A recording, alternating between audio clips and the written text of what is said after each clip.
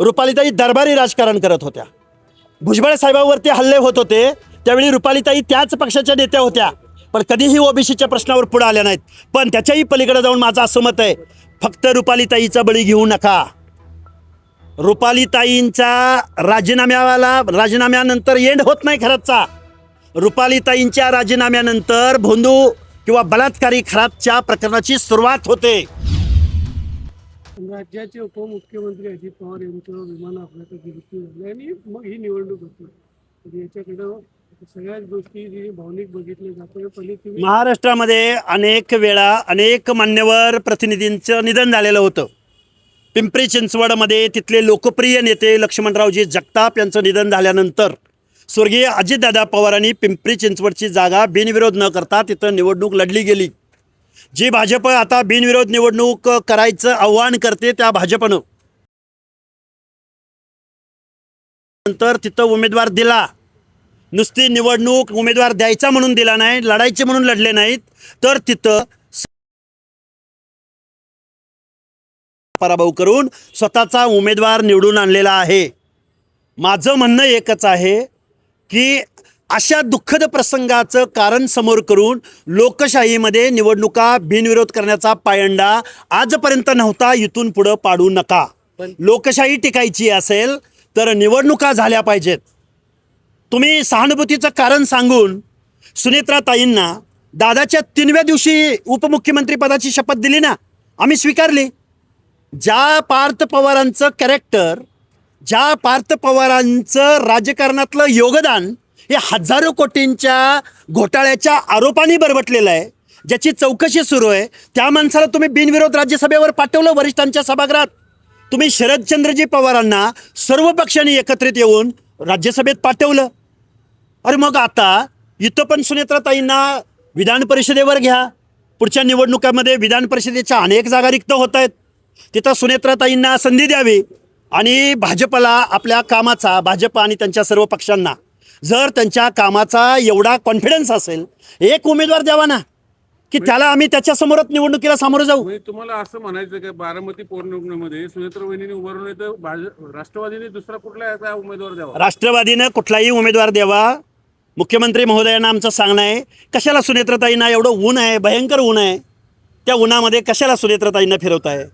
सुनेत्राताईंना सुद्धा जसं पार्थ पवार शरद पवारांना बिनविरोध दिलं, त्यावेळी तुम्हाला बाकीच्या लोकांचे प्रश्न समस्या दिसल्या नाहीत, तसंच सुनेत्राताईंना विधान परिषदेवर देण्यात यावं.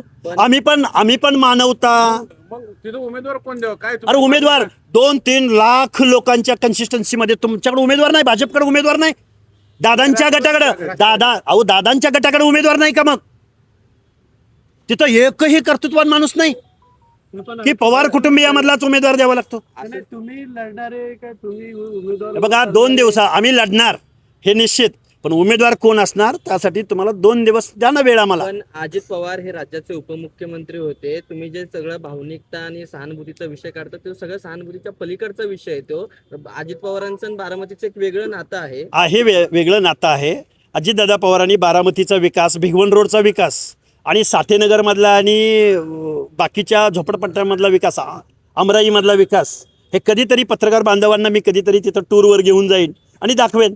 जिरायती भागामधल्या 30-40 गावामध्ये पिण्याच्या पाण्याचा प्रश्न, शेतीच्या पाण्याचा प्रश्न, त्यांच्या बाबतीत काय दुजाभाव केला जातो, आणि बागायती भागामधल्या प्रदूषित शेतीचा प्रश्न, हे तुम्हाला सगळे प्रश्न तिथं घेऊन जाऊन दाखवेन. आणि पवार कुटुंबियांना माळेगाव कारखान्याच्या चेअरमन पदापासून ते शिवप्रसारक शिक्षण प्रसारक मंडळी शिक्षण संस्थेच्या अध्यक्षपदापासून कबड्डीचं अध्यक्षपद पाहिजे, खो खोचं अध्यक्षपद पाहिजे, क्रिकेटचं अध्यक्षपद पाहिजे, रयतचं अध्यक्षपद पाहिजे. अरे द्या ना एखाद्या सर्वसामान्य कुटुंबामधल्या एखाद्या जगतापाला, एखाद्या सातवांना, एखाद्या जाचकांना, एखाद्या काकडेंना.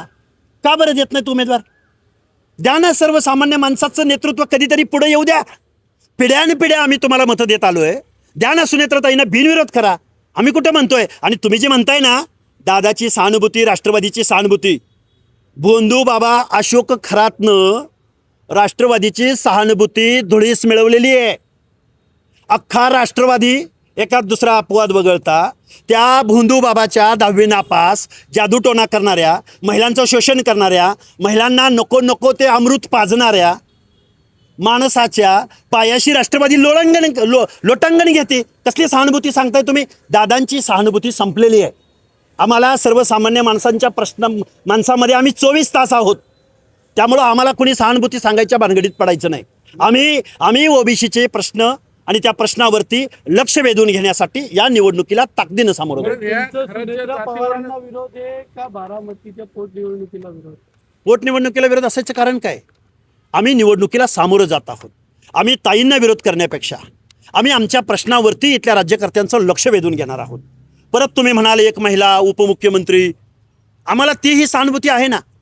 द्या ना विधान परिषदेवर, आमची मागणी आहे ना.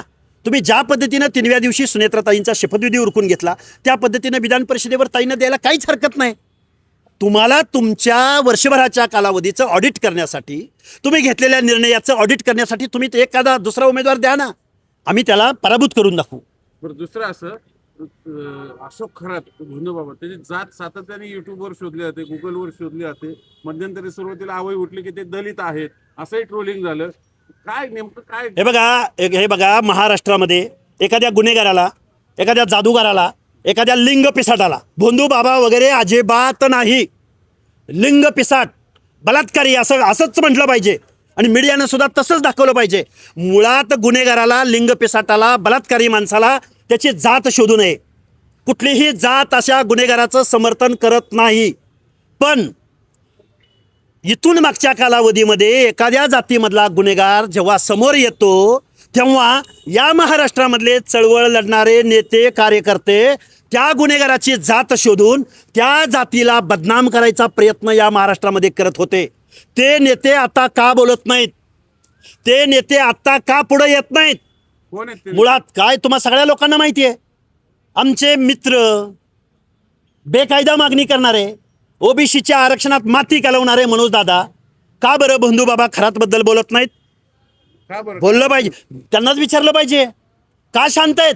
हा महाराष्ट्र नव्हे, हे महाराष्ट्राची चळवळ नव्हे. फोटो येतो म्हणे, काय? माझा फोटो नाही तो म्हणे. कुणाचा फोटो आहे त्यांनी सांगावं पुढे येऊन. राजीनामे मागा ना, अख्खं मंत्रिमंडळ खाली होईल. अख्खं मंत्रिमंडळ, वेगवेगळ्या पक्षाचे संविधानिक पदावर बसलेली माणसं, 10वी नापास, महाराष्ट्र शासनाचा भोंदू विरोधी, अंधश्रद्धा विरोधी कायदा असताना बेकायदेशीरित्या महाराष्ट्राच्या संविधानिक पदावर बसलेली माणसं त्या भोंदूबाबाचे जर पाय चाटत असतील, पायाशी लोटांगण घेत असतील, त्यांनी काय काय पाजलंय ते पेत असतील, त्यांनी स्वतः घरात जावं आणि आरशामध्ये तोंड पाहावं की भोंदूबाबा खरातनं मला काय पाजलं. माझी माता भगिनी, माझी पत्नी मी त्या भोंदूबाबाकडे पाठवली होती, तिच्या बाबतीत काय झालं असेल हे कोण बोलणार? हे वास्तव कोण बोलणार?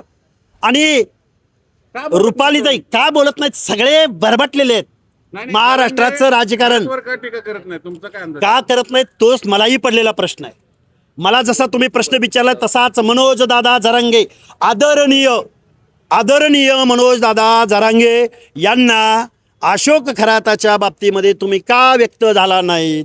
उठ सूट बसल्या उठल्या तुम्ही भूमिका घेणारे, तुम्ही बसला, तुमच्या घरावरनं साधं काय ते कुठलं हे गेलं. बरं, तुमच्या माहितीत त्यांची जात काय आहे? कुणाची?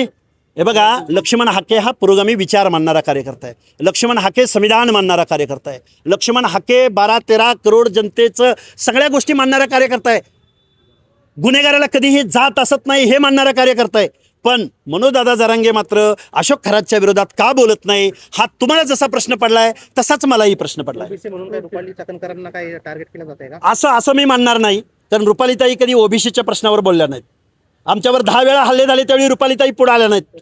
रुपालीताई दरबारी राजकारण करत होत्या. भुजबळ साहेबांवरती हल्ले होत होते त्यावेळी रुपालीताई त्याच पक्षाच्या नेत्या होत्या, पण कधीही ओबीसीच्या प्रश्नावर पुढे आल्या नाहीत. पण त्याच्याही पलीकडे जाऊन माझं असं मत आहे, फक्त रुपालीताईचा बळी घेऊ नका. रुपालीताईंचा राजीनाम्यानंतर एंड होत नाही खरातचा. रुपालीताईंच्या राजीनाम्यानंतर भोंदू किंवा बलात्कारी खरातच्या प्रकरणाची सुरुवात होते.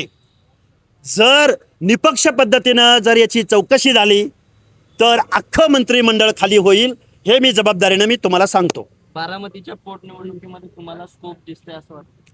स्कोप जनता ठरवेल. मी कार्यकर्ता आहे, मला गमवायचं काहीच नाही. मला माझे प्रश्न मांडायचे आहेत.